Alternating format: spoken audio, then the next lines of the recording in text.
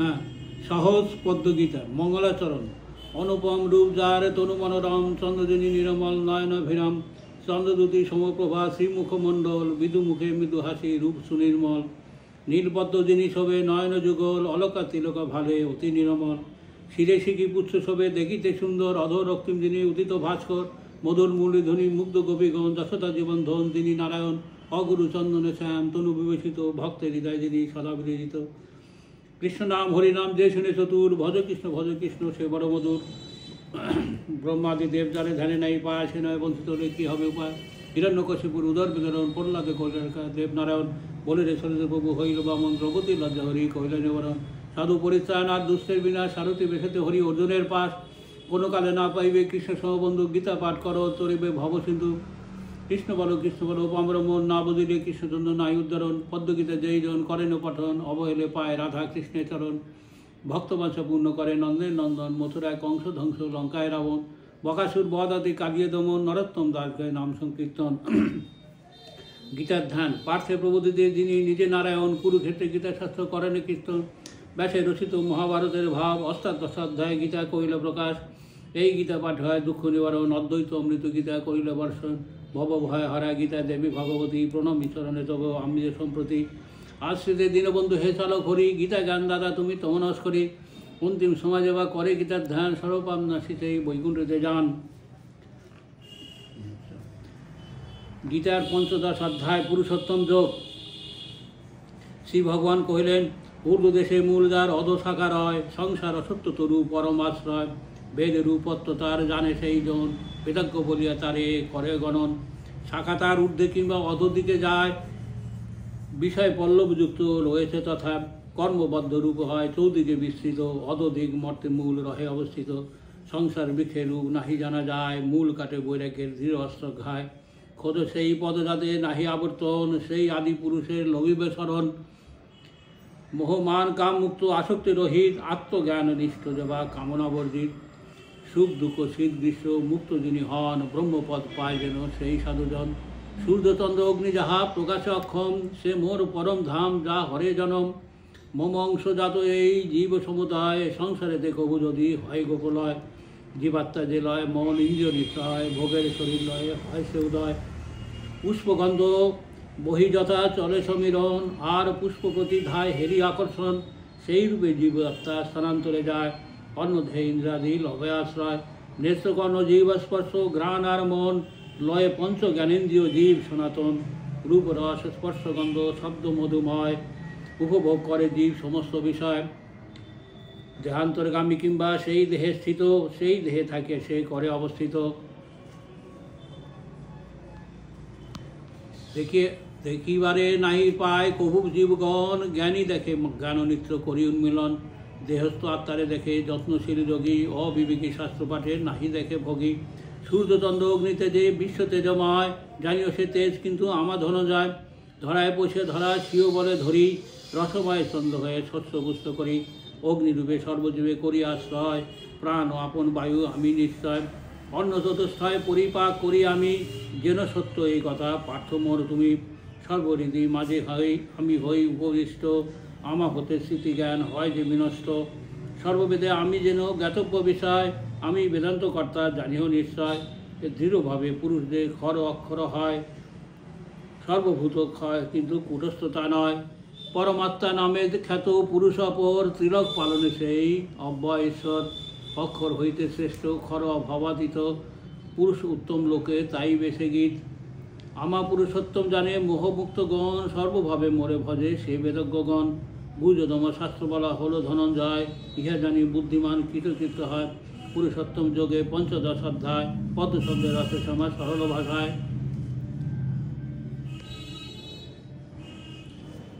গীতা মাহাত্ম। ঋষি কহিলেন, নারায়ণ ক্ষেত্রে ব্যাস করেছিল উক্তি, গীতার মাহাত্ম শুনি 12 যে ভক্তি, সেই সব কথা সবে জিজ্ঞাসিল সুতে, দেবশ্রী মহর্ষি করি যত ছিল ক্ষেত্রে, সুত কহিলেন সনকাদি সকলের কথা যে শুনিয়া, তদুত্তরে কহে শুধু আনন্দিত হিয়া, গীতার মাহাত্ম কথা গুহ্যতম হয়, কিছুমাত্র বলি আমি হয়ে নিঃসংশয়, একমাত্র পূর্ণরূপে কৃষ্ণ অবগত, জানেন কিছু যে তার পার্থ কুন্তি সুত, ব্যাসে শুক্র যাজ্ঞবল্ক্য আর যে জনক, সব কিছু জ্ঞাত ফল নহে তো সম্যক, পরস্পর মুখে যাহা করেছি শ্রবণ, সকলে মিলিয়া তারা করে যে কীর্তন, আমি কিন্তু ব্যাসমুখে শুনেছি যে রূপ, সকলেই বলিব সকলে আমি জানিও সেই রূপ। সর্বপরিষদ ধেনু দোহেনন্দ সুত, পার্থবৎস ভক্তগণ শ্রুতিগণ যত, সুমিষ্ট সে দুগ্ধ হয় করিলে দহন, নাম তার গীতামিত করহ শ্রবণ, পার্থে সারথি যিনি করিয়া গ্রহণ, বিশ্বহিতে গীতামিত সুধা বিতরণ, নিরত যে লোকত্রয় মঙ্গল সাধনে, নমি সেই নরব্রহ্ম কৃষ্ণনারায়ণে, মহাসিন্ধু পারে যেতে যার ইচ্ছা চায়, আরোহণে গীতা তরি বহি পারে যায়, অভ্যাস জগতে নিত্য যেই মুক্তি পাশে, নাহি যার গীতা জ্ঞান শুনি শিশু হাসে, অহরাত্র গীতা শাস্ত্র সরে পড়ে যারা, দেবতুল্য নর হয় নিষ্ঠ ভক্তি তারা, গীতা জ্ঞানে শুদ্ধ ব্যক্তি বোঝাবার তরে, গীতা তত্ত্ব শোনালেন শ্রীকৃষ্ণ পার্থরে, ভক্তি মুক্তি লবে সেই অষ্টাদশ অধ্যায়, প্রেম ভক্তি কর্মে যাতে চিত্তশুদ্ধি হয়, সাধুজন গীতা স্নানে সুপবিত্র হয়, শ্রদ্ধাহীনে হস্তি স্নান তুল্য সেজে কর, নাহি জানে গীতা শাস্ত্র পঠন পাঠন, নরলোকে ব্যর্থকাম যেন সেই জন, যে অদন্তার সে গীতা নাহি জানে, ধিক তারে সংসারে কুলশীল মানে, অদন্তা হতে নাই গীতা জেনা জানে, ধিক তার দেহশীলে ধনে আর মানে, জেনা জানে গীতা তার ধিক প্রতিষ্ঠায়, প্রারম্ভে মহত্বে ধিক দানে পূজায়, বিফল সকলে তার জেনা জানে গীতা, ধিক বোধনিষ্ঠা তব যশ জ্ঞানদাতা, গীতা শাস্ত্রপাঠ ভবে নাহি আছে যার, অধম সেজন সম নাহি দেখি আর, সর্বজ্ঞান প্রদায়িনী ধর্মময়ী গীতা, তাই সে বিশুদ্ধ গীতা শাস্ত্র সারবতা, গীতা পাঠে বিষ্ণু পর্বে একাদশী দিনে চলা বসা জাগা নিজের হয় সত্য বেনে, শিবালয় দেবালয় শালগ্রাম ধারে, তীর্থ নদী তীরে গীতা পাঠে ভাগ্যবারে, গীতা পাঠে পরিতুষ্ট দেবকৃত নয়, বেদ যজ্ঞদানে বেদ পাঠে তীর্থে ব্রতে নয়, ভক্তিচিত্তে গীতা পাঠ করে দেখো যারা, পুরাণাদি বেদ শাস্ত্রে জ্ঞান লবে তারা, যোগ আর সিদ্ধপীঠে শিলাগ্রে সভায়, বৈষ্ণবাগ্রে যজ্ঞে গীতা পাঠে সিদ্ধ পায়, নিত্য দেবা গীতা পাঠ করে বা শ্রবণ, সদক্ষিণ অসমুদ যজ্ঞ সে পূরণ, শুনিলে গীতার্থ কিংবা শোনালে অপরে, অথবা কীর্তনে ভক্ত মুক্তি লাভ করে, সাদরে বিশুদ্ধ গীতা যেই করে দান, প্রিয়তমা ভাগ্য পায় পুরে মনস্কাম, সৌভাগ্য আরোগ্য যশ লবে সেই নর, ভার্যাপ্রিয় হয়ে সুখ ভোগে নিরন্তর, যেটা হয় প্রতিদিন গীতার অর্চন, অবিচারে যাতে দুঃখ না পায় কথন,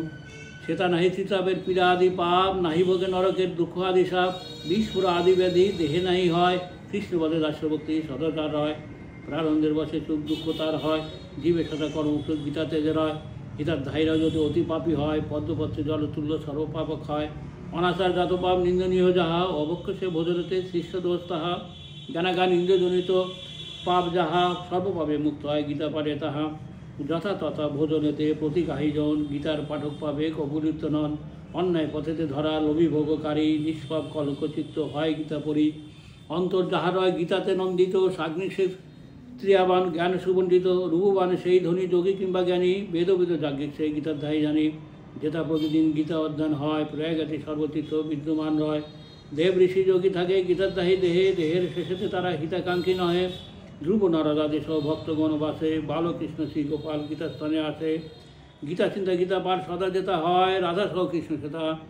আনন্দিত রায়, শ্রী ভগবান কহিলেন গীতাই হৃদয় মোর গীতা সার হয়, গীতা মোর জ্ঞান আর উত্তম অভ্যায়, গীতাই উত্তম স্থান গীতা শ্রেষ্ঠ আর, গীতা মম শ্রেষ্ঠ গুরু পূজ্য যে আমার, গীতাশ্রয় বাস করি গীতাতে জীবন, জ্ঞানাশ্রয় গীতা মম ত্রিলোক পালন, শ্রেষ্ঠ বিত্ত ব্রহ্মরূপ ভবে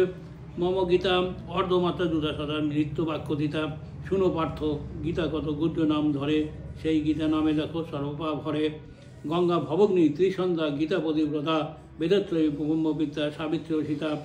অর্ধমাত্রা চিদানন্দ বিমুক্ত জ্ঞাহিনী, পরাবন্তা ব্রহ্মবলী ভ্রান্তি বিনাশিনী,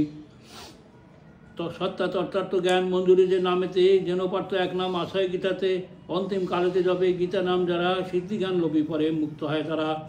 সম্পূর্ণ পাঠে যদি শক্তি নাই হয়, অর্ধপাঠে গোদন তুল্য পূর্ণ নিশ্চয়, 3 ভাগ পাঠে সমযোগ ফল হয়, ষড়াংশ পাঠেতে গঙ্গা স্নান ফলদায়, নিত্য পাঠের 2 অধ্যায় লোকে যায়, এক কল্পকাল তথা বাসে শান্তি পায়, এক অধ্যায় ভক্তি ভরে করিলে পঠন, গত হয়ে রুদ্রলোকে বাস অনুক্ষণ, অর্ধ কিংবা শিখি পাঠ গীতা যথা হয়, শতমানন্তর সেই সূর্যলোকে রয়, 10 7 5 4 3 2 1 অর্ধপাঠে অদূত বছর থাকে চন্দ্রলোকে, গীতা পাঠ 1 শ্লোক কিংবা যে অধ্যায়, গীতা শরীরে অন্তে প্রাপ্তমোক্ষ হয়, অন্তে গীতা পাঠ কিংবা করিলে শ্রবণ, মহাপাপী হলো সে মুক্ত অনুক্ষণ, গীতা যুক্ত হয়ে যাবে প্রাণবায়ু ছাড়ে, বিশ্ব সব ঐক্যে সে সুখে বাস করে, এক অধ্যায় যুক্ত হয়ে দেহত্যাগ করে, গীতা পাঠে মুক্তি পায় পুনর্জন্মী নরে, দেহ অন্তে দেবা করে গীতা উচ্চারণ, মোক্ষপদ পাবে সেই যেন ভক্তজন, শুভকর্মে যদি করে গীতা উচ্চারণ, সর্বদোষ মুক্ত হয় বলে সর্বজন, শ্রাদ্ধ অন্তে গীতা পাঠে মুক্ত পিতৃগণ, পাপ মুক্ত হয়ে করে স্বর্গতে গমন, গীতা পাঠে তুষ্ট রয় সেই পিতৃগণ, পুত্র আশীর্বাদ করি পিতৃলোকের রণ। চামর সহিত করে যেবা গীতা দান, কৃতার্থ হইয়া লবে সেই ভাগ্যবান। স্বর্ণ দিয়ে যেবা করে গীতা দিতে দান, পুনর্জন্ম নাহি লবে পায় পরিত্রাণ। 100 গীতা দান করে যেই জন, ব্রহ্মলোক প্রাপ্ত হয় যেন মতিমান। দেহ অন্তে গীতা দানে বিষ্ণুলোকে যায়, সদানদে বিষ্ণু সহ সপ্তকল্প রয়। গীতা শুনি অর্থ বুঝি করে গীতা দান, তার প্রতি তুষ্ট রহে যেন ভগবান। দ্বিজ আদি চারি বর্ণ গীতা নাহি পড়ে, হস্তের ফেলে সুধা বিষ পান করে। ভবের পাইয়া জ্বালা লবে গীতা জ্ঞান, গীতামৃত পানে সেই ভক্তি সুখ পান। জনকাদি নরপতি লভে গীতাশ্রয়, পাপমুক্ত হয়ে ভাবে মোক্ষপদ পায়। গীতা জ্ঞানে ভেদ নেই উচ্চ নিচু জনে, ব্রহ্মরূপ গীতা হয় তুল্য শ্রেষ্ঠ জ্ঞানে। অভিমান গর্বে সেই গীতা নিন্দা করে, প্রলয় কাল রহে নরক ভিতরে। অহংকারে সেই মূঢ় গীতা নাহি মানে, কল্পপতি কুবিপাক নরক গমনে। গীতা পাঠ কালে দেবা নাহি শুনে গীতা, শুকর রূপিতে জন্মি জন্ম যায় বৃথা। গীতা দেবা চুরি করি গৃহানে হন, সফল না হয় তার গীতার পঠন। গীতা শুনি হৃদে যার আনন্দ না হয়, পাগলের মতো তার কথা বোঝা যায়। গীতা শুনি শ্রীহরি তৃপ্তির কারণ, স্বর্ণভদ্র পটম্বর করিব অর্পণ। শ্রীহরি প্রীতি হেতু গীতা পাঠ জনে, স্বভক্তিতে পূজা করো ভক্তিযুক্ত মনে। গীতার মাহাত্ম কথা অতি পুরাতন, স্বয়ং শ্রীকৃষ্ণ ফল করে যে কীর্তন। গীতা পড়ি যে না পরে মাহাত্ম গীতার, গীতা পাঠ বৃথা তার বৃথা সংসার। গীতার মাহাত্ম যেবা পরে কিংবা শোনে, শ্রেষ্ঠ গতে লবে সেই জন শ্রদ্ধা গুণে। শুনিয়া গীতার ব্যাখ্যা মাহাত্ম যে শোনে, সুখাভ পুণ্যফল লবে সেই গুণে। বৈষ্ণবীয় তন্ত্র সারে মাহাত্ম গীতার, সমাপ্ত হইল সন্দেহ সরল পয়ার। শ্রীকৃষ্ণের পদে দোহে প্রণত হইয়া, বিরচিল দীনশ্যামা সহজ পদ্ম গীতা। গীতা অধ্যায় পাঠ ফলম ব্রহ্মবাচ, পড়িতে প্রথম অধ্যায় পুতাত্মা যায়তে নর। ব্রহ্মা কহিলেন প্রথম অধ্যায় পাঠ করে লোকের মন পবিত্র হয়।